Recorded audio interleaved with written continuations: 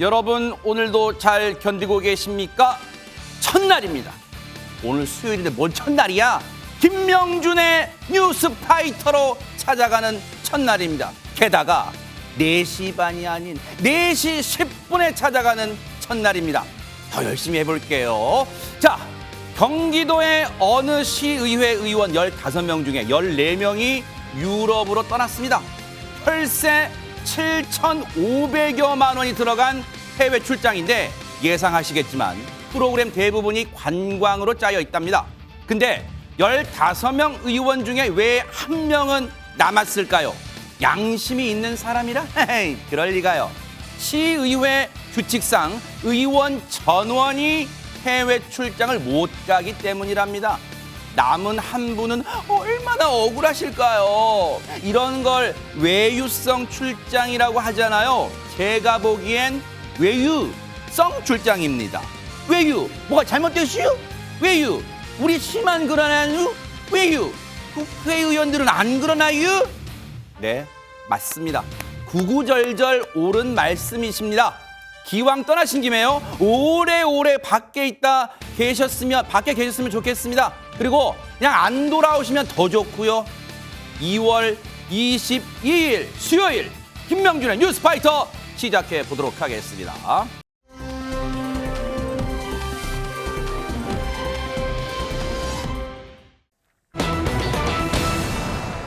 처음에는 아주 당황스러운 일이었다가 이게 아주 빵당 시츄에이션으로 번진 일이 벌어졌다면서요, 전혜연 평론가님? 예, 한 여성이 다른 것도 아닌 본인의 집에서 처음에는 당황스럽지만 정말 위험천만한 일을 겪었습니다. 어떤 상황인지 영상 보면서 설명드리겠습니다. 어허, 영상이 있어요, 네네. 집을 나서던 여성이 갑자기 뒷걸음질을 칩니다. 자세히 보니까요, 커다란 진돗개가 어머머. 여성에게 달려들었어요. 세상에. 이 진돗개 여성의 팔을 물고 늘어지는데 어떡해요? 이 여성이 뿌리쳐봐도 떨어지지도 않습니다. 어떡해. 그리고 한동안 여성 주변을 맴돌고 있는 모습입니다. 어머, 어떡해요. 아니, 저 상황에 보세요. 지금 저 동물한테 이빨이라 해도 되니까 저 이빨을 드러낸 이 개를 보면서 신민석 기자님, 저 여성분 순간적으로 사람이 이러다 죽을 수도 있겠구나 그런 생각 들었을 것 같아요. 뭐 그건 매우 당연한, 왜냐면 저렇게 큰 개가 아니어도 사실 개가 뛰어오면 물릴 거는 맞기 때문에 굉장히 네. 위험할 수 있는데 굉장히 위험한 상황인데 또 이게 뭐 전혀 모르던 강아지도 아니고 이웃집에서 키우던 그런 개였다고 합니다. 이 개가 갑자기 달려들었는데 여기서 좀 봐야 될 게 그 개들도 그냥 공격을 하지 않기 때문에 손에 뭔가 뺏고 싶어 하는 물건이나 아니면 위협적으로 느끼는 물건이나 그런 게 있었나 살펴보면 뭐 그런 것도 전혀 없거든요. 그런 것 같아요, 진짜. 네, 아무 이유 없이 달려들어가지고 뭐 지금 그래, 뭐 지금 손에 든 게 없잖아요, 지금 네, 영상 봐도. 팔도 네. 물리고 옷을 잡고 막 물어지고 어머, 다리도 어머. 물리고 지금 굉장히 크게 저건 아마 어디 다친 거지만 저런 일 있으면 너무 무서울 수밖에 없는 그런 상황이었죠. 세상에 지금 보세요. 옷을 물린 채 옷이 늘어질 정도로 지금 꽉 지금 저 개가 저 치아로 저 턱으로 물어뜯고 있단 말이에요. 근데 다행히 김수산 리포터 지금 저 여성분이 넘어지지 않으려고 중심을 잡으려고 안간힘을 쓰시는 것 같아요. 네, 맞습니다. 보니까 강력하게 이제 발차기도 하는 것 같고요. 그렇죠. 좀 피하려고 애를 쓰신 것 같은데요. 이웃집 개에게 물린 지 지금 4개월이 지났는데도 불구하고요. 뭐 팔과 다리, 이 흉터가 선명하게 남아 있다고 합니다. 세상에. 뭐 몸에만 상처가 남은 건 아니겠죠. 마음에도 어허. 상처가 남았다고 합니다. 어허. 이게 집 앞에서 사고를 당하다 보니까요. 네. 아무래도 트라우마가 좀 있겠죠. 그러겠죠. 네, 집 밖에 나가기가 좀 무섭다라는 말씀을 하셨고요. 그래서 여성은 견주에게 해당 개를 이제 다른 곳으로 좀 옮겨달라라고 어머. 했는데 돌아온 것은 다름 아닌 이름도 어렵습니다. 채무 부존재 확인서라는 게 왔다고 합니다. 이런 외계어 같은 게 뭐예요? 채무 부존재가 대체 뭡니까? 백성원 변호사님. 제가 예를 한번 들어볼게요. 네. 김명준 앵커가 작년에 저한테 100만 원을 빌려줬어요. 죄송해요. 네. 근데 저는 갚았거든요. 아하! 근데 얼마 전에 술을 마시는데 김명준 앵커가 왜 돈 안 갚아? 저한테 그러는 거예요. 어허? 그러면 여기서 두 가지 소송을 할 수 있습니다. 뭘까요? 하나는 김명준 앵커가 저한테 그 돈 내놔라고 하는, 우리가 그러겠죠. 일반적으로 아는 100만 원 갚아라는 소송이 그러겠죠. 있고, 네. 나는 돈을 다 갚았으니까 나는 김명준한테 갚을 돈이 없어. 이거 확인해 주세요 하는 게 채무부존재 확인입니다.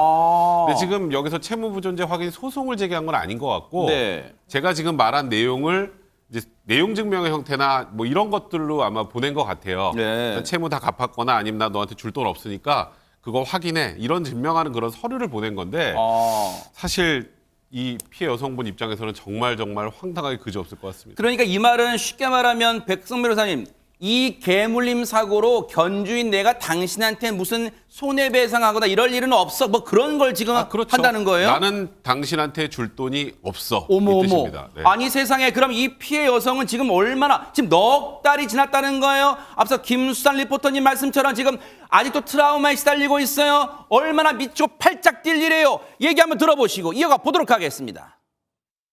그냥 이제 문을 여는 순간 개가 있나 없나 혼자 다닐 수가 없는 거예요.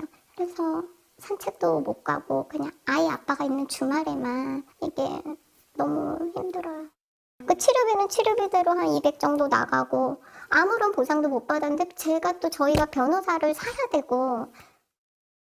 세상에, 앞서 보셨죠? 진짜 지금 넉 달 지났는데 당시에 물렸던 흉터, 어머, 특히 팔 이런데 그대로 흉터가 고스란히 남아있어요. 그런데 앞서 영상 보니까 진돗개인데, 우리가 아는 진돗개 맹겨, 뭐 용맹하기로 뭐 유명하잖아요. 근데 입마개를 안 한 것으로 보여요, 손정혜 변호사님. 네, 목줄도 안 하고 있는 상태로 보입니다. 그런데 우리가 이제 맹견과 관련해서 이 입마개 착용 의무는 동물보호법에 규정되어 있거든요. 네. 시행규칙에 보시면 이 3개월 이상의 맹견은 입마개를 꼭 착용하도록 규정되어 있는데 문제는 5종류로 한정하고 있다는 겁니다.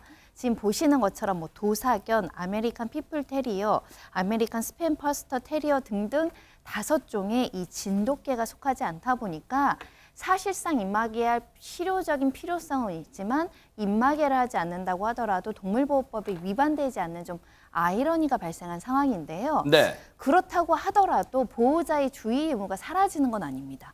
그러니까 이 동물보호법을 위반하지 않더라도 이 그 반려견의 보호자로서 사람을 다치지 않게 하고 남의 재산에 피해를 입히지 않아야 될 충분한 주의 의무를 했느냐.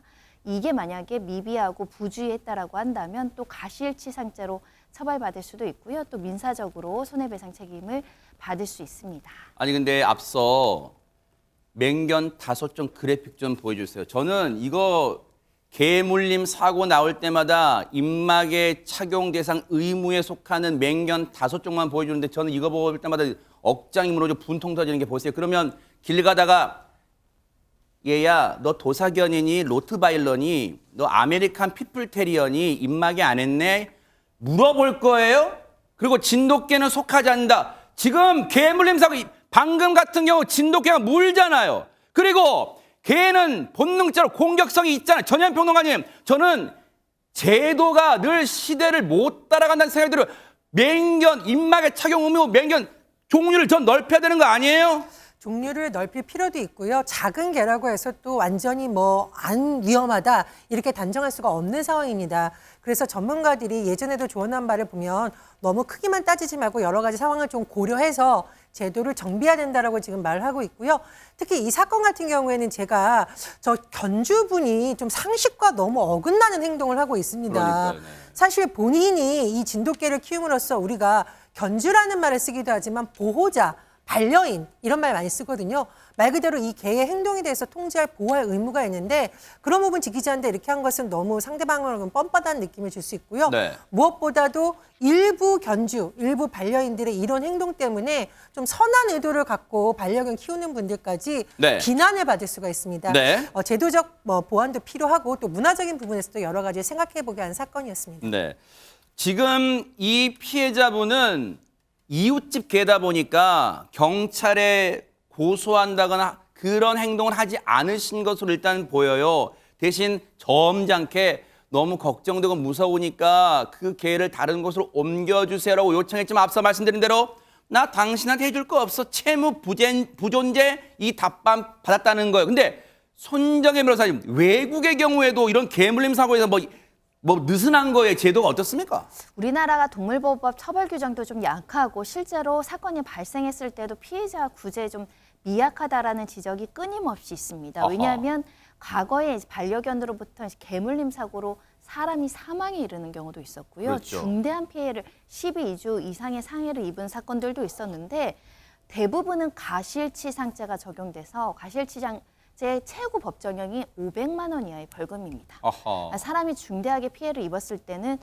미국에서처럼 조금 강력한 처벌이 있어야 되지 않을까라는 목소리가 나오는데 네. 예를 들면 목주로 하지 않은 채 다른 사람을 무는 경우에는 6개월 이하의 징역형에 처하도록 규정되어 있습니다. 아하. 우리나라는 조금 더 섬세하고 세밀하게 그리고 피해가 있을 때는 좀 강력하게 처벌하는 그러니까요. 규정으로 제도 변화가 있어야 되는 것이고요. 네. 특히 독일의 예를 들면 이렇게 조금 견주를 키울 때 아무나 키우는 게 아니라 면허 시험을 통해서 어떻게 하면 이렇게 반려견을 잘 키우고 또는 동물학대를 하지 않고 또는 이 동물로 인해서 남한테 피해를 가지 않도록 하는 교육을 하고 이 면허를 줘야 된다라는 이야기도 나오고 있는데요. 현재 우리나라에서 개물림 사고만 2,000건이 있습니다. 아하. 굉장히 많은 숫자라고 말씀드릴 수 있습니다. 네. 어린아이가 피해자인 경우도 있었고 노인이 피해자인 경우도 있었는데 조금 더 경각심을 가질 필요가 있고 특히 견주들의 노력 정말 필요합니다. 우리 강아지는 물지 않아요. 하지만 문 적 굉장히 많습니다. 그렇죠, 네. 미리 예방적 조치 꼭 하시기 바랍니다.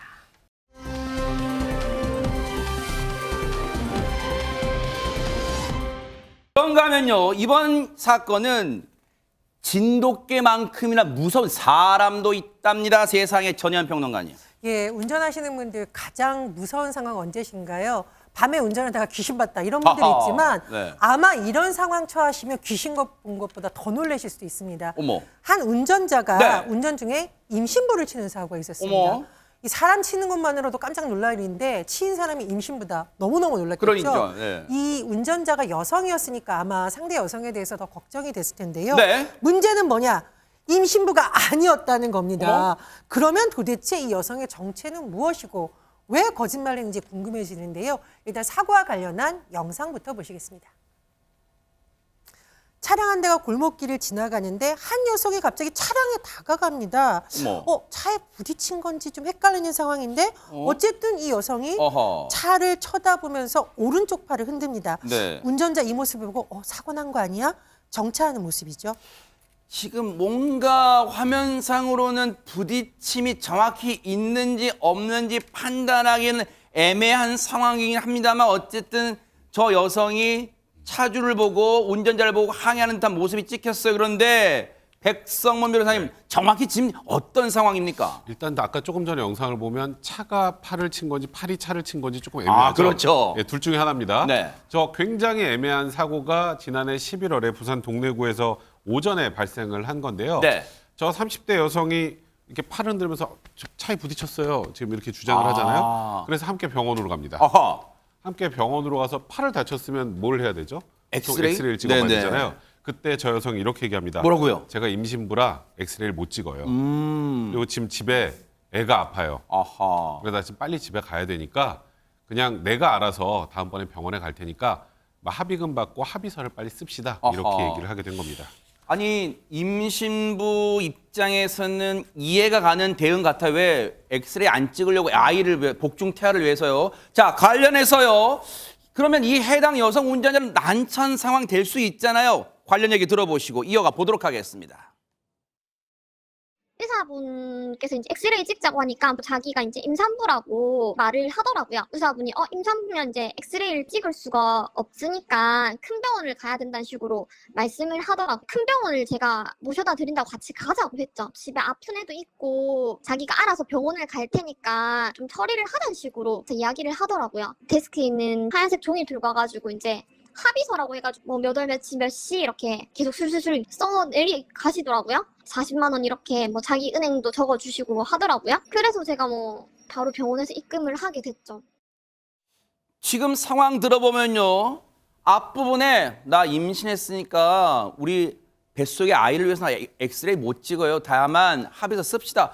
여기까지는 그럴 수 있다 치는데 김수산 리포터 그다음에 합의서를 거의 일필휘지식으로 술술 써내려갔다는 거예요. 그렇습니다. 우리가 살면서 합의서 쓸 일이 사실 별로 없잖아요. 그러니까요. 네, 이렇게 쉽지 않은 일을 즉석에서 바로 조기와 펜을 들고 와서 합의서를 술술술 쓰면서 거짓말도 술술술 했다는 겁니다. 뭐 뿐만 아니라 진료를 받고 나오는 길에도요. 뭐 내가 보험회사에서 근무를 했었다. 어머. 우리 이모가 보험에 관련이 있다. 뭐 이렇게 이러면서 짝짝 맞아 그렇죠. 떨어져요 이게 지금. 이 네. 처리를 어떻게 하면 되고 뭐 이런 식으로 얘기를 했다고 합니다. 네. 그러니까 당사자는 당연히 이렇게 하면 되는구나라고 좀 따랐고요. 그렇군요. 이 운전자가 병원에서 돌아와서는 네. 또 다른 이야기를 듣습니다. 어허. 굉장히 황당한 이야기를 듣게 됐다고 합니다. 대체 무슨 얘기를 들었길래 황당했을까요? 얘기 들어보시고 이어가 보도록 하겠습니다. 돌아오는 길에 이제 주변의 상가 사장님들이 다 이제 저를 찾으시더라고요. 그래서 이제 무슨 일이냐 하니까 아침에 이제 계속 서성거리던 여자가 있었는데 이상하다 생각했는데 제가 그 여자를 태우고 가는 걸 봐가지고 이상하다 왜 태우고 가지라는 생각이 들었대요. CCTV 이제 그 불 확인을 했고요. 그거를 보고 이제 바로 경찰서로 갔죠. 세상에 주변 상가 상인분들의 결정적 제보를 해주신 셈이네요, 신민석 기자님. 네, 뭐 자해공갈 사기꾼이라는 게 드러나는 상황이 있는 건데, 근데 재미난 게 네. 주변의 상가분들이 보신 거잖아요. 보신 건 뭘 봤냐면 그 주위를 서성거리던 약간 수상쩍던 여자를 이 자기를 알고 있는 그 다른 매장 사장이 태우고 가는 걸 봤어요. 아하. 근데 문제는 차에 태우고 가는 걸 봤는데 사고 나는 건 본 사람이 없는 거예요. 어머. 보통은 사고가 나면 그러니까 태우고 가는 걸 못 봐도 사고 나는 거는 그렇죠. 보는 그런 경우가 건 별로 많은데 네. 사고가 그러니까 우리도 CCTV 저렇게 보니까 사고 난 걸 아는 거지. 그냥 그렇죠. 봤을 때는 차가 그냥 있다가 태우고 가니까 거의 태우고 찰나의 가는 순간이잖아요. 네네. 네, 태우는 장면 본 거기 때문에 사고 자체가 없었다는 거를 그러니까 너무 입증이 되는 게 주변 사람들이 전혀 보지 못했던 아하. 거였죠. 그리고 사실은 이제 그 병원에서 이 이제 주변에 있는 상가 계신 분들이 전화를 했다고 하는데 이분이 이제 너무 그 정황이 없으니까 그렇죠. 전화를 못 받고 가다가 이상하다 싶어가지고 확인해 보니까 이제 그 시체가 드러난 거죠. 그제서야 CCTV를 돌려봤을 때 이 여성 운전자 얼마나 진짜 어이가 없었을까요? 관련해서 경찰 얘기도 들어보시고 이어가 보도록 하겠습니다. 피의자는 결혼하지 않은 처녀로 임산부를 가장했으며 경찰 조사를 받으러 올 때, 갈 때조차도 사기 행각을 저지른 것으로 드러났습니다. 아니 이 대목에서 보험 사기인 것도 어처구니가 없는데 손정혜 변호사님 경찰 얘기를 들어보니까 결혼도 안 한 처녀다? 그럼 임신은 어떻게 된 거예요? 미혼이라는 겁니다. 임신도 거짓말이고 처음에 집에 아이 있어서 나 빨리 가야 돼요 라고 한 것도 모두 다 거짓말이고 어머. 임신을 했다고 하면 사람들이 임신부는 좀 보호해줘야 되는데 임산부를 쳐서 더 미안한 마음에 합의금을 더 올릴 수도 있을 것이고요. 아하. 또 아까 보신 것처럼 의사가 엑스레이 찍으라고 하는데 거절할 명분이 없잖아요. 근데 임산부는 엑스레이 찍는 걸 꺼려하는 게 있기 아하. 때문에 그걸 악용해서 내가 임산부이기 때문에 엑스레이도 못 찍어요. 빨리 가야 돼요. 그리고 합의금도 적정하게 줘야 돼요. 라고 설득한 게 아닐까 싶고요. 네. 사람을 쳤다라는 것만으로도 미안하고 황당하고 당황스러운데 더군다나 임산부에 대해서 피해를 야기했다 그러면 더 미안해지는 법이거든요. 아하. 이 점을 악용한 것 같습니다. 근데 백성문 변호사님 네. 앞서 영상 보면요. 일반적인 사람들은 저런 맘 먹지도 못하지만 저 수법이 아주 능숙해요. 일단 아까 이렇게 팔로 이렇게 차를 툭 치는 거 어허. 이게 한두 번 해봐도 되는 게 아닙니다. 아. 그리고 본인을 계속 임신부라 그러잖아요. 네. 그러니까 본인이 범행할 때 어떻게 대응할 것까지 미리 다 준비를 했다면 아. 처음은 당연히 아니고요. 네. 지난 2년 동안 이 여성에게 피해를 본 사람만 무려 103명입니다. 세상에. 그리고 피해금이 한 2,700만 원 정도 되는데 네. 일단은 그 타겟 운전자는 대부분 여성 운전자였습니다. 어머 여기서 서성거리고 있다 보세요. 네, 와 네, 대박. 그렇죠. 지금 뭐 저희가 보는 영상만 몇 개예요, 벌써. 그러네요. 근데 여성 운전자들을 택한 이유는 아무래도 여성 운전자들이 남성보다는 조금 더 임신부라고 하면 조금 더 미안합니다. 이런 것들을 많이 갖게 되니까 네. 그렇게 했던 것 같고요. 제가 꼭 좀 말씀드리고 싶은 게 네.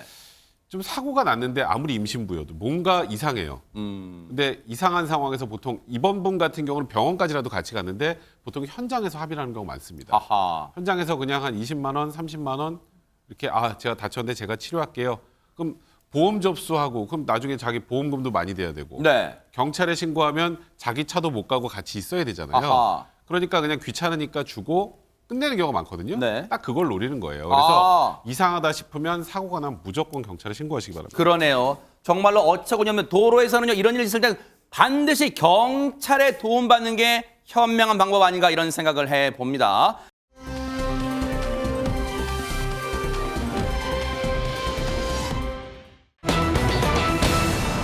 이번 사연은요.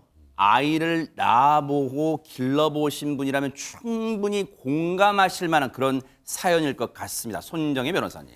네, 이유식을 먹는 아이를 키우는 부모님들 정말 외식할 때마다 조금 번거롭고 맞아요. 좀 어려운 일이 있는데요. 네. 이 가정에서도 이유식 먹는 아이를 데리고 또 시부모님 모시고 식당을 찾아가게 됐습니다. 아. 그런데 일단 식당 가서 이제 며느리는 또 아이 식사도 신경 써야 되고 시어머니 식사도 신경 그러네요, 써야 진짜. 되잖아요. 근데 식사 중에 이제 애도 이제 어른들 먹으니까 본인도 배가 고프니까 우는 겁니다. 나도 배고파 밥 달라고 그러겠죠. 우니까 이미 이제 이유식은 준비해 왔고요. 전자레인지가 필요하잖아요. 아. 근데 뭐 식당 안에 있는 전자레인지를 마음대로 그 작동할 수가 없으니까 우선은 이거 식당 사장님께 정중하게 이거 아이 지금 너무 배고파서 우는데 이유식 좀 그 전자레인지에 데펴 주실 수 없느냐 이렇게 정중히 부탁을 해드렸습니다. 네. 그런데 네. 외부 음식 반입 금지다 이거 안 된다라고 거절했고 어머. 아이는 계속 배고프잖아요. 울고 방법은 없고 매우 난처했던 사정이었습니다. 아니 시청자분들 중에도 상당수 분들이 아이 지금껏 다 키워보신 분들 많으실 거예요. 근데 아이 때 이유식 다 먹여보신 분들 많으시잖아요. 백성문 변호사만 네. 이유식 양이 있다만 합니까? 외부 음식 반입이 안 된다? 이게 뭐 어떻게 봐야 돼요 이거? 그 지금 아마 많은 분들이 좀 분노하실 것 같은데 또 식당 사장님들 입장에서는 또 그럴 만한 이유가 있다고 합니다. 어허. 그래서 식당 사장님이 정중히 이유식을 데워달라고 부탁해도 진상인 이유라고 해서 글을 이제 또 올렸는데 아, 그래요? 일단은 뭐 조금 전에 나왔던 것처럼 일단은 이유식은 외부 음식물은 맞죠.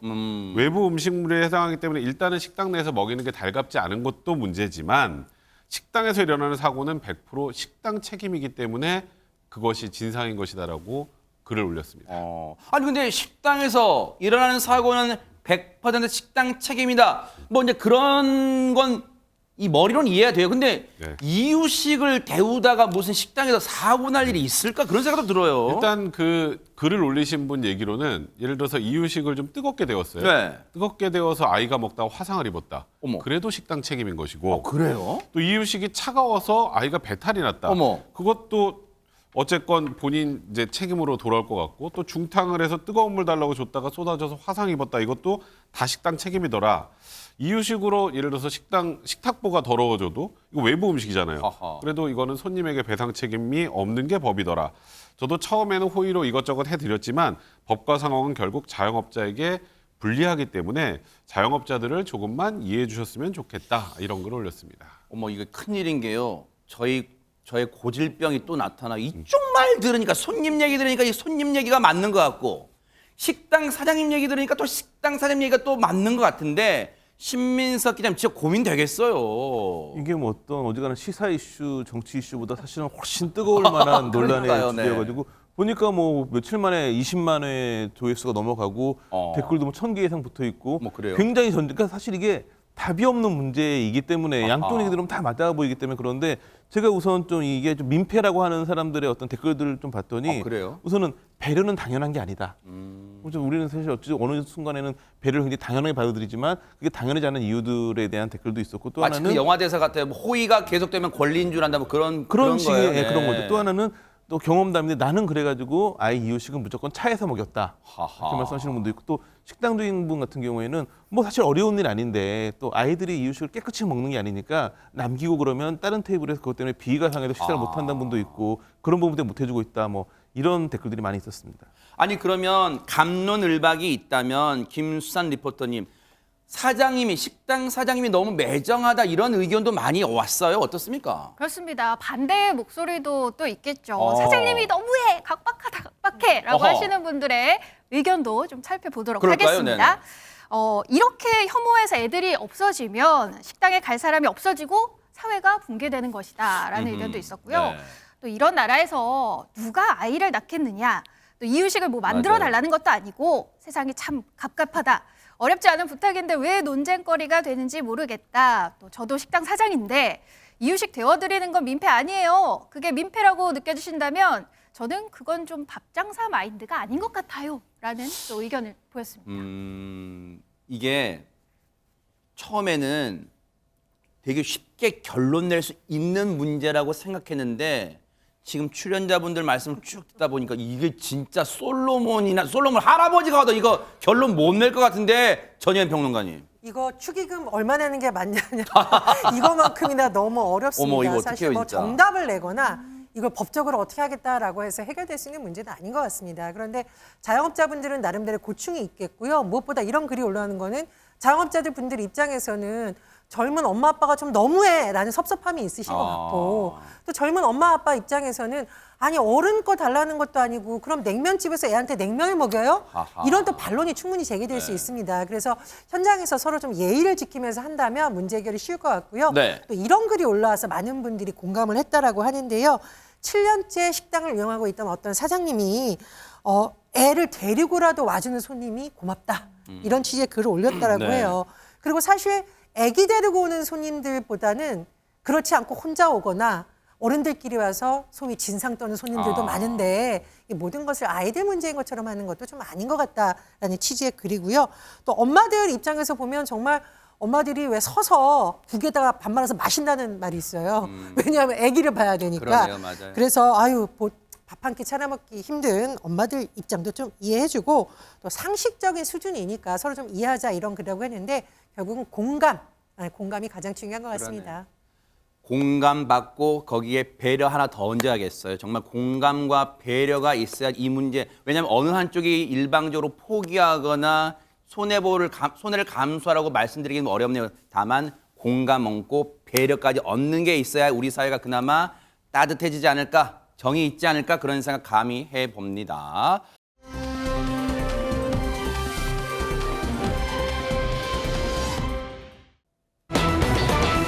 분위기 바꿔봅니다. 아이고 어젯밤에 세상에 두 귀 쫑긋 열고 두 손 꼭 붙잡고 아마 마음 졸이신 분 많으실 거예요. 왜냐하면 그도 그럴 것이 불타는 트롯맨들이 결승전에 오르기 위해서요. 이 단 한 곡에 간절함을 그냥 실었답니다. 첫 번째 무대 주인공 그간의 무대 한번 쭉 훑어보시고 이어가 보도록 하겠습니다. 그 눈물 마르거든 잊어요 나쁜 이 남자 잊어요 나쁜 이 남자 외로움 떨쳐버리고 웃자 웃자 먼 하늘에 저 태양이 웃는다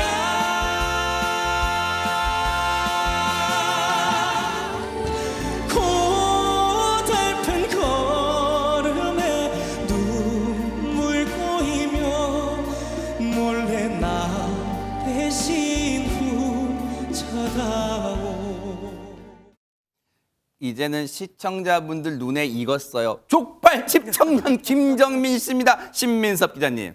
사실 이제 그 마이크를 잡고 그래서 소위 말해서 그 카메라 앞에 서가지고 그 한 지가 석 달밖에 안 된. 어머, 그래요? 예. 그러니까 뭐 방송 경험은 당연히 없겠지만 요즘에는 오디션 프로그램이 워낙 많기 때문에 다른 오디션 프로그램 경험이 있을 법도 하지만 그런 게 전혀 없이 정말로 카메라 앞에 서는 딱 석 달밖에 안 된 어머. 청년인데 이렇게 노래를 잘하는 청년이 왜 그런 걸 도전 안 해보고 있었을까 보니까 네. 7년 동안 그러니까 17살 때부터 그 부모님이 하는 족발집 일을 도왔다고 하는데 착하네요. 족발집 일이 쉬워 보이지만 전 이분 설명하는 거 딱 듣고 감이 왔는데 네. 7년 동안 불족발만 구웠다.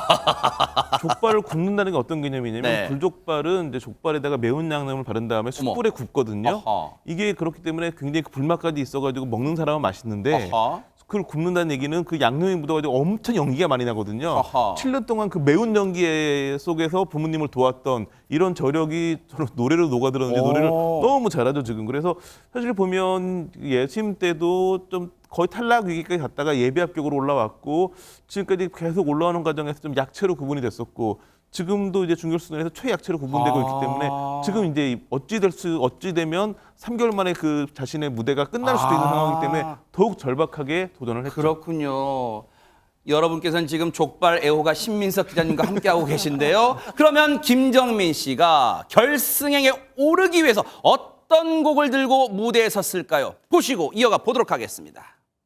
김정민 씨가 준비한 노래는 주현미 레전드의 신사동 그 사람입니다. 남자가 부르기는 너무 어려운데. 잘하거나 폭망이거나 둘 중에 하나. 이게 모험을 한 거야.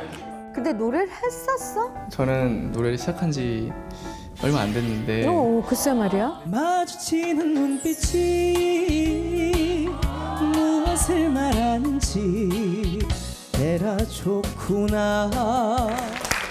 아, 목소리가 되게 미성이다.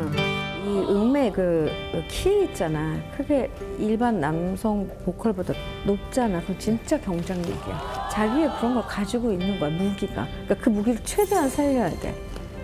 잘할 수 있어. 자, 여기까지만 들으면 또 김명준의 뉴스파이터 고질병이에요. 아니, 그 노래를 들려줘. 감질나게 하지 말고. 그런데 그 이유가 있어요. 왜냐하면 전현평론가님, 앞서 신유 씨가, 연예인 대표단의 신유 씨가 이거는 잘하거나 폭망하거나 둘 중에 하나라고 그래서 왜 그런 거예요? 제가 김명진 앵커님한테 질문 한번 드려보겠습니다. 이미자 선생님 앞에서 동백아가씨를 불러봐라. 아하. 심정이 어떠시겠습니까? 울고 집에 가야겠죠. 부르지 않고. 네. 정말입니다. 아, 이거 다른 것도 아니고 주현민 선생님 앞에서 그 유명한 신사동 그 사람을 부른다? 이거 잘하면 대박. 못하면 폭망입니다. 일단 그러겠네요. 키가 다르죠. 아하. 여성분의 노래를 남성이 부른다는 것 자체가 모험일 수가 있고요. 네. 당연히 이제 남자가 부르기 어려운 곡입니다. 그리고 잘못하면은 이게 사실 주현민 선생이 이 노래를 전 국민이 알고 있는데 자기 스타일 못 살리고 또 모창처럼 되면 그것도 이상하다라는 그러네요. 겁니다. 그래서 굉장히 어려웠는데 이런 걱정에도 불구하고 굉장히 잘한 것으로 평가를 오호. 받고 있고요. 일단 주현민 선생님 목소리에 대해서 칭찬했죠. 아, 미성이다. 경쟁력이다, 무기다 응원을 해주셨습니다. 네. 참고로 신사동 그 사람이 1988년에 엄청난 열풍이 불었는데요. 당시 중학생이던 저도 흉내를 내고 날 공개하지 마세요. 네. 어쨌든 뭐 이 굉장한 유명한 곡을 선택해서 모험을 했는데 어떤 결과가 나왔을지는 그러니까요. 잠시 후에 봐야겠습니다. 원곡자인 주현미 씨조차 이거 어려운 노래인데 걱정했단 말이에요. 그러면 족발집 청년 김정민 씨는 어떻게 소화했을까요? 무대 보시고 이번엔 진짜 보여드릴게요. 보시고 이어가 보도록 하겠습니다. 희미한 불빛 사이로 마주치는 그 눈길 피할 수 없어. 나도 몰래 사랑을 느끼며 만났던 그 사람. 걔는요 오늘도 다시 만날까. 그날 밤 그 자리에 기다리는데 그 사람 오지 않고 나를 울리네. 시간은 자정 넘어 새벽으로 가는데 그날 밤 만났던 사람 나를 잊으셨나 봐.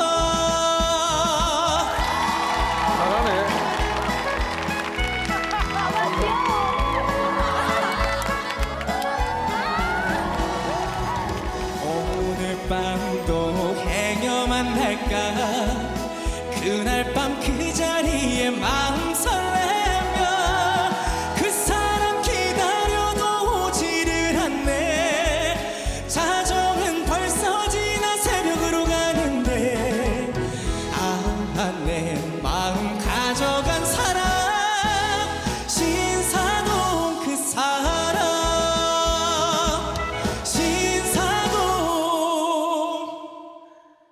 그 사람.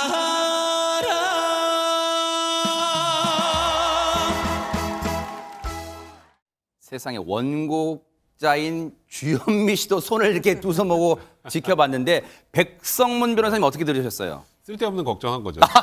네. 아니, 사실 김정민 씨가 조금 전에 말씀하셨던 것처럼 이제 카메라 앞에 서서 노래를 제대로 한 게 지금 3개월밖에 안 돼서 저도 이 노래 선곡했다 그래서 사실 잘하기 힘들겠다고 생각을 했는데 눈을 감고 들어보면요, 약간 여자 목소리 같을 정도로 음역대가 높아요. 근데 그런 그 본인의 목소리를 이 노래에 제일 굉장히 잘 살렸던 것 같고 주현미 씨도 굉장히 만족스러우셨던 것 같아요. 멜로디 라인도 까다롭고 좀 가만 들어보면 저희 편하게 들리는데 굉장히 높은 음만 계속 이어지는 거거든요. 거의 실수 없이 굉장히 잘 불렀던 것 같고 진짜 3개월 만에 저 정도까지 부른다는 게 믿기지가 않습니다. 네. 일단 연예인 대표단의 반응도 좋았어요. 서른도 씨도 중간중 잘하네 막 이렇게 했고요. 그리고 국민 대표단의 방청석에서의 이 반응도 좋았고, 근데 결승에 갔을까요? 못 갔을까요? 김수산 리포터님. 네, 결과 궁금하시죠? 네. 60초 후에 공개하자고 바로 네, 지금 알려드리도록 하겠습니다. 우리 족발 청년, 네. 불족발 청년이죠. 네. 김정민 씨가 연예인 대표단 점수 390점 만점에 네. 310점. 오, 잘 나왔어요. 네, 비교적 좀 높은 점수를 받았는데요. 최종 순위가 11위입니다. 어머! 아쉽게도 결승 진출에는 실패했습니다. 어머, 세상에 결승에는 8분만 올라가니까 11위로 어머, 세상에 몇 달간 고생했던 것도 그냥 주마등처럼 스쳐갔겠어요. 세상에 얼마나 안타깝게 해서. 근데 어쨌든 잘 했습니다. 많은 울림을 줬던 무대였어요.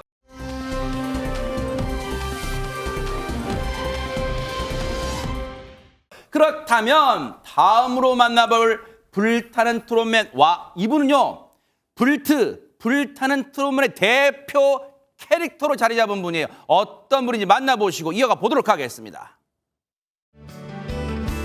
그대 작은 가슴에 심어준 사랑이여 상처를 주지 마오 영원히 끝도 시작도 없이 아득한 사랑의 미로여 추억에 젖은 채 이 거리를 걸어봐도 눈물이 앞을 가리네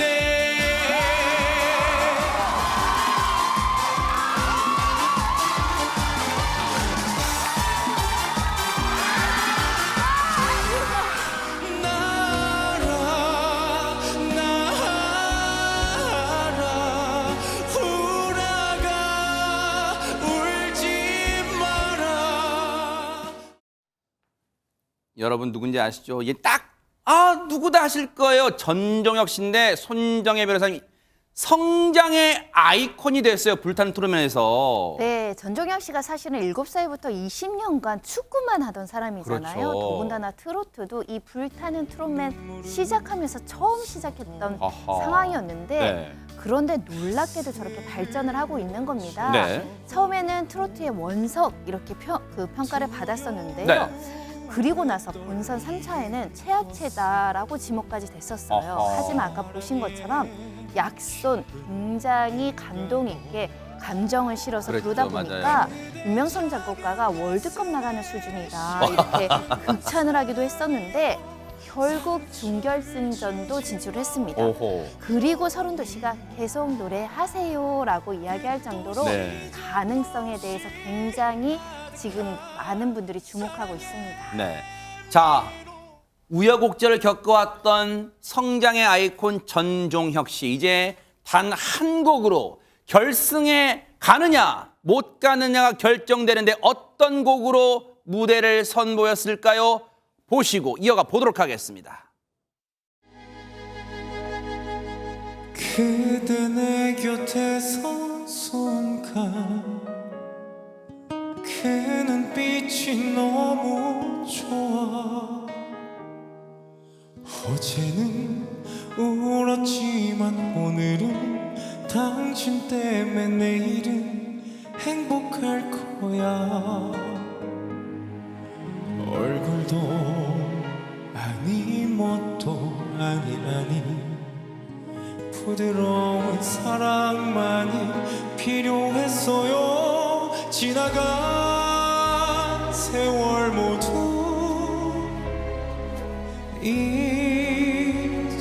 잊어버리게 당신 없인 아무것도 이제 할 수 없어 사랑밖에 나 몰라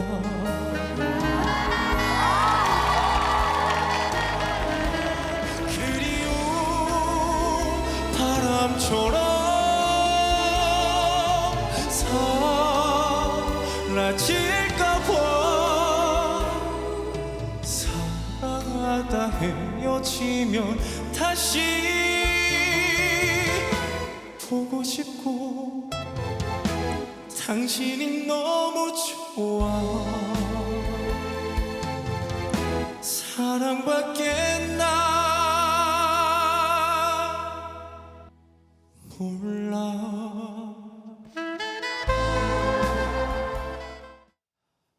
신민섭 기자님, 이 노래 사랑밖엔 난 몰라. 사실 많은 분들이 이렇게 생각하실 거예요. 노래는 좋아, 근데 어려워. 이러실 것 같아요.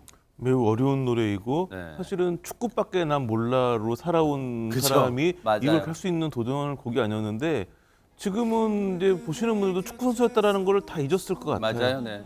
근데 이제 보면 이제 이렇게 어떻게 갑자기 이렇게 단 몇 달 동안 이렇게 발전할 수 있을까 하는 부분에서는 그 동료들이 많이 좋아졌다고 하더라고요. 그래요? 특히나 뭐 황영웅, 손태진, 뭐 최윤아 이런 이제 같은 참가자들이 서로 좀 연습하는 것도 봐주고 대단하네요. 경쟁자인데 세상에. 무대에 서는 부분도 익숙치 않으니까 그런 부분도 봐주고 사실은 제작진 입장에서는 아주 문제 참가자들이죠. 아하. 이게 경쟁 프로그램이고 그러니까요. 위에 뭐 그 계속 상금도 매주 올라가면서 맞아요. 이게 경쟁을 해야 되는데 서로 막 이러고 있고 사실 황영웅, 손태진 두 참가자 굉장히 문제가 많은 게 황영웅 씨 같은 경우에는 집에 민수현 씨나 박민수 씨를 자기 집에서 재워주기도 거의 하고 개인 교습도 하잖아요. 네. 그다음에 이제 그러다 그들한테 쫓겨난 이제 황영웅 씨를 손태진 씨가 또 재워주고 그렇죠. 이게 이제 그 불타는 트롯맨 자체의 어떤 성공에는 굉장히 저해 요소가 되기 때문에 제작진은 싫어할 것 같은데 MBN 입장에서는 굉장히 고마운 친구들이죠. 네. 왜냐면 불타는 트롯맨이 끝나고 난 다음에 이 참가자들을 가지고 또 다른 예능 프로그램을 만들어야 되는데 그러겠죠. 네. 이런 우정이나 이런 부분이 그런 새로운 프로그램을 만들 때는 굉장히 도움이 되기 때문에 네. 아마 제작진은 미워하고 MBN은 굉장히 고마워할 참가자들이 아닌가 싶습니다. 전종혁 씨는 어제보단 오늘이, 오늘보단 내일이 기대가 되는 그런 원석, 이제 보석으로 진화하는 그런 단계인데 간절함이 느껴졌어요. 그렇다면 원곡자인, 원곡을 부른 심수봉 레전드의 마음도 움직였을까요? 들어보시고 이어가 보도록 하겠습니다. 운동하시는 분이 이렇게 하는 게 감동을 준다고 그럴까요? 신기하기도 하고 울었어요 처음에 이 노래 듣고. 지나간 세월 모두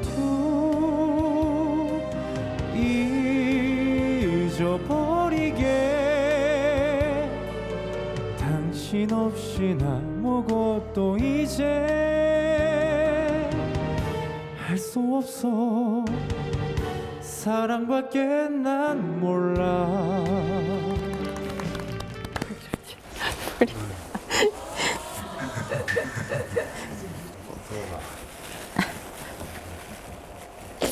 가까이.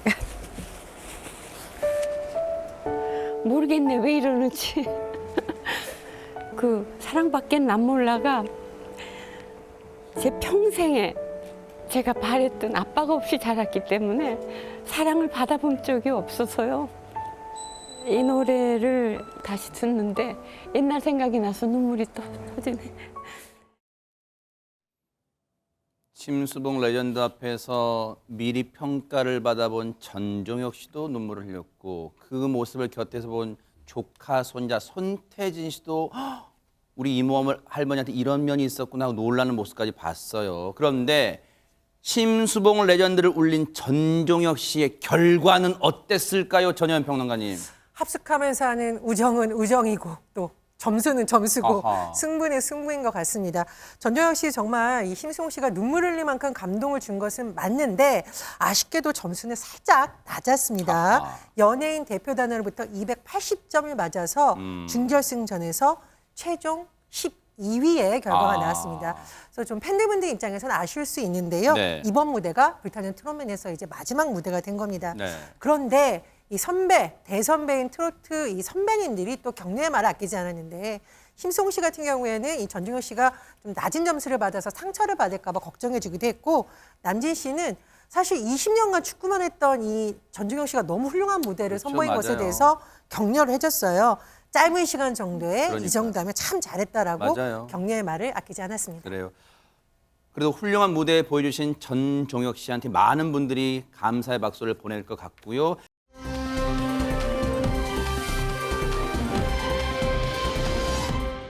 다음으로 만나볼 이분도 이 불타는 트롯맨이 첫 오디션 무대로 믿기지가 않는데요. 만나보시고 이어가 보도록 하겠습니다.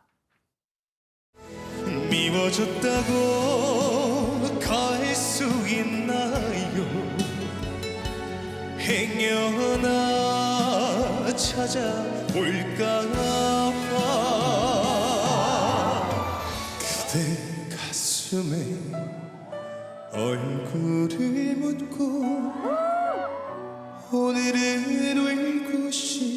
거라 그대 앞에만 서면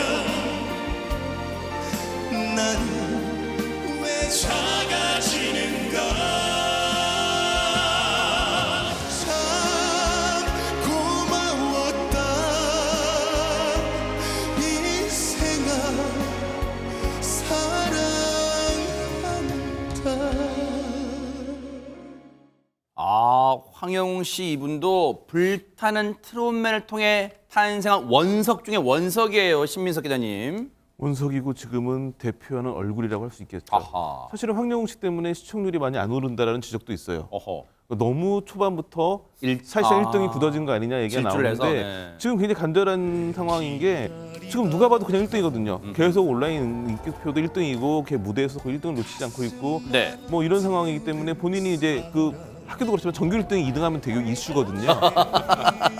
그런데 사실은 이제 그 오디션 프로그램의 성공과 실패는 시청률이 아니거든요. 아하. 시청률이 기대 이하로 나온다고 할지라도 그 프로그램에서 진정한 스타가 나오면 그 프로그램의 성격이 원래 목적을 다 한 거고 그 프로그램에서 결국 승리를 하는 거고 황영웅 씨 같은 경우가 지금 거의 이제 그 1위 자리를 굳히면서 나아가고 있기 때문에 황영웅 씨가 얼마큼 더 잘 될 것인지 그래서 결국은 이 프로그램 끝난 다음에 얼마만큼 스타가 되는지가 불타는 트롯맨에 대한 진정한 성적표이기 때문에 또 게다가 이분이 그 국민응원 투표에서 8주 연속 1위를 달리고 있는데 2등이 민수연, 3등이 박민수 씨인데 이 둘을 본인이 집에 감금해 두고 있어요. 네. 그래서 지금 1, 2, 3위가 한 집에 지내면서 지금 하고 있는데 네.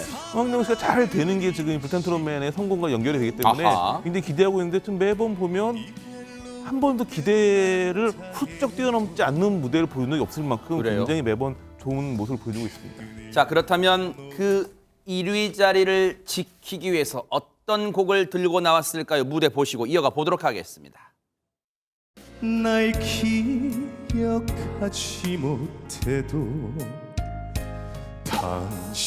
당신만 곁에 있으면 여보 미안해요 여보 고마워요 할 때 잘 부르면 눈물 날 거야 이 영웅 씨 목소리를 하면 여보 때 지르는데 그냥 여보가 아니라 그 한 맺힌 소리 있잖아 그 애절한 가슴에 네. 그런 감성을 네네네. 표현하면 기가 막힌 노래가 될 수 있을 거야. 아, 여보라는 단어가 있는데 제가 결혼을 했는 것도 아니고 그렇다고 제가 그 치매에 걸리셨든지 그런 상황들을 제가 한 번도 겪어보지를 못했어서 뭐가 좀 이상해. 나 버리지 마. 자, 어떤 곡을 들고 나왔을까 이미 감 잡으셨죠? 백성문 변호사님.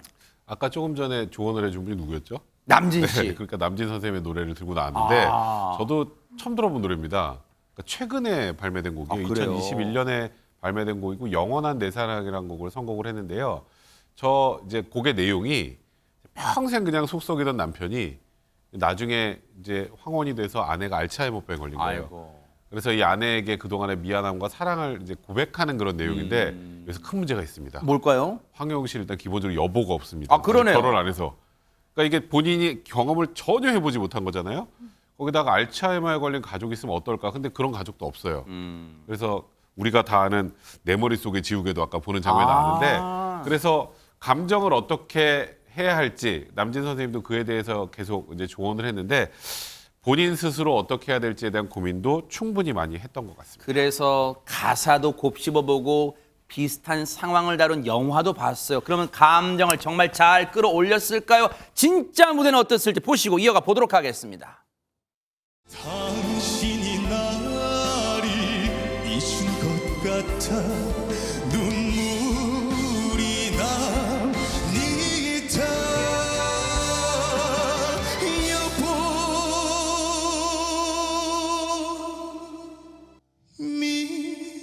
미안해요 여보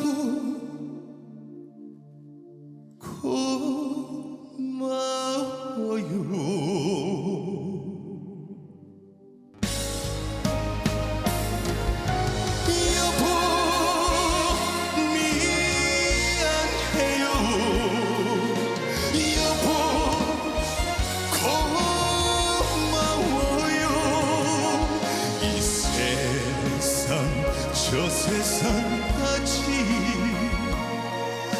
당신과 함께 하겠소. 걱정하지 말아요. 영원한 내 사랑, 영원한 내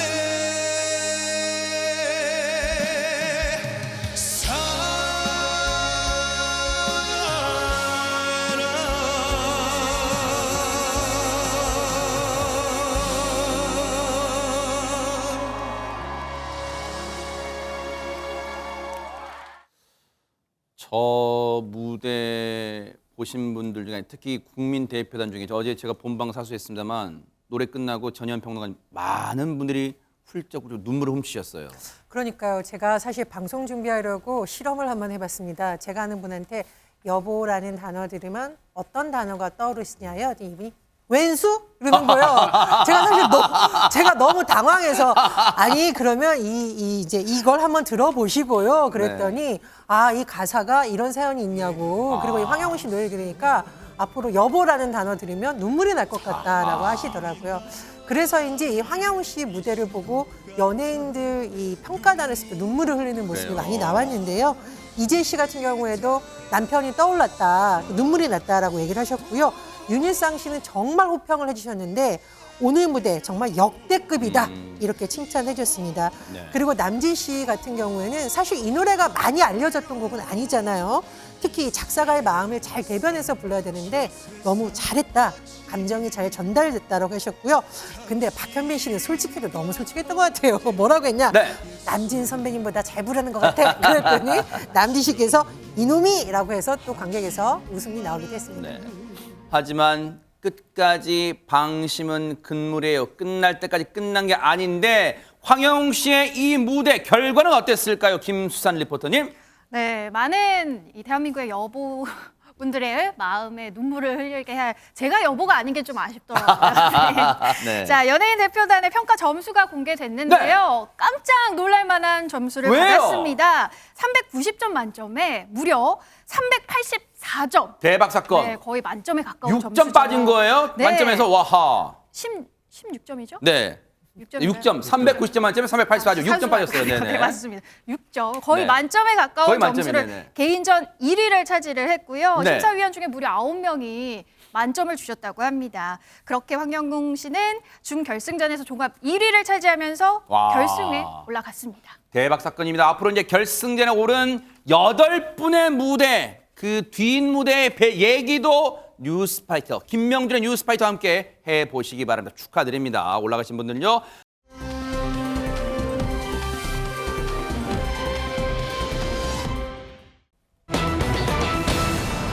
세상에 대구에서요 이런 일이 벌어졌다고 합니다. 손정혜 변호사님. 네, 처음에는 담배 밀수 사건으로 시작을 했습니다. 그런데 수사하던 중에 또 의문의 물건을 발견했다고 하는데요. 아하. 같이 보시겠습니다. 네. 지난해 12월 대구의 한 빌라인데요. 네. 지금 남성 3명이 승강기에 뭔가를 태우죠. 네. 지금 보시는 것처럼 수출입용 화물 운반대입니다. 검찰이 해당 빌라에 찾아가서 이 화물 운반대 밑바닥을 저렇게 하나하나 뜯어내는데요. 뭐 하는 걸까요? 저렇게 뜯어냈더니 뭔가 보이시죠? 하얀색 덩어리가 그게 보이는데요. 뭐예요? 바로 태국서 밀반입한 필로폰입니다. 어머. 원래는 처음에 담배 밀수범인 줄 알고 이것을 덧친 건데요. 네. 이 필로폰까지 발견이 됐던 것이고 무려 50kg이나 되는 어마어마한 필로폰이 이제 발견이 된 것인데요. 네. 다행히 필로폰 유통 전에 저렇게 회수되었다라고 하는데 예상치 못했던 이 필로폰의 등장 정말 깜짝 놀랄만 합니다. 그러니까요. 담배 밀수범 잡으려다가 필로폰 밀수범을 잡았는데 필로폰 50kg 감이 딱 안 와요. 일반적인 이 바른 생활 하시는 분들은요. 김수산 리포터님, 저 필로폰 50kg이 어느 정도의 양이에요? 네, 알려드리도록 할게요. 네. 검찰이 이날 압수한 필로폰은요. 그러니까 봉지로 따지면 397개의 봉지고요. 네. 시가 돈으로 환산을 하면 1,657억 원 어머. 어치라고 합니다. 대박 사건. 어마어마한 액수죠. 165만 명이 동시에 투약을 할 수 있는 분량이라고 합니다.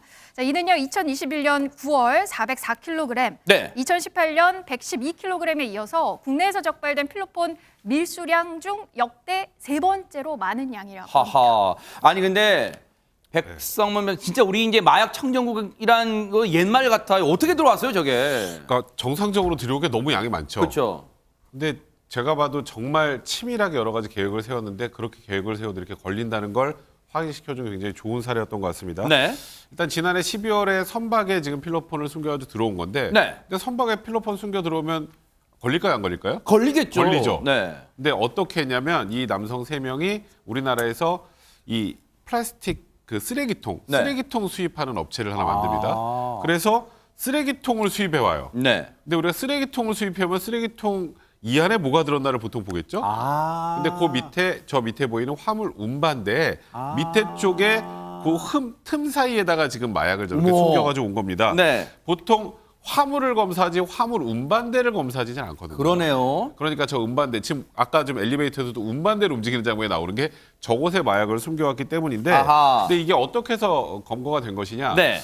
보통 쓰레기통을 어디서 수입하나? 근데 태국에서 쓰레기통을 수입하는 거 잘 안 하는데 네. 거기서부터 의심이 시작이 됐고요. 네. 그래서 세관에서 저 지금 운반대 엑스레이까지 통과를 시켰는데도 발견이 안 됐었다고 합니다. 하하. 그래서 나중에 결국 이렇게 적발이 된 건데 네. 이 수출입 화물 운반대를 이용해서 마약을 밀반입한 건 이번이 처음이라고 합니다. 네. 정말 치밀하게 들여왔는데 앞으로 이 마약은요. 손정혜 변호사님 물론 뭐 공급책, 운반책, 뭐 사용자 저걸 마약을 사용하는 사람도 문제지만 공급책 윗선 찾아내는 그 잡아내는 게 제일 중요하잖아요. 앞으로 어떻게 수사한답니까? 특히 저 마약은 태국에서 건너왔잖아요. 아하. 이 필로폰을 공급한 마약 관련 공조 수사가 정말 필요한 상황입니다. 태국 네. 경찰과 이제 국내 마약 조직이 연계돼서 이렇게 이루어진 것이기 때문에 국제 공조 수사 꼭 필요한 상황이고요. 네. 그리고 이런 마약류나 이 향정신성 의약품 같은 경우는요. 시가 5천만 원 이상만 수출입을 하더라도 무기징역 그리고 10년 이상의 유기징역에 처할 만큼 아하. 굉장히 가중 처벌하고 있습니다. 그만큼 범죄의 재질이 굉장히 나쁘고 재질이 네. 무겁다라는 걸 말씀드릴 수 있고요. 특히 이렇게 밀수출입한 걸 요즘엔 온라인으로 아이고. 유통하잖아요. 그 점조직까지 수사를 확대하고 있다고 합니다. 마약은요 정말 한 사회를 한 나라를 좀먹는 진짜 나쁜 거예요. 마약과의 전쟁을 하고 있는 검찰 그 성과 한번 기대를 해보도록 하겠습니다.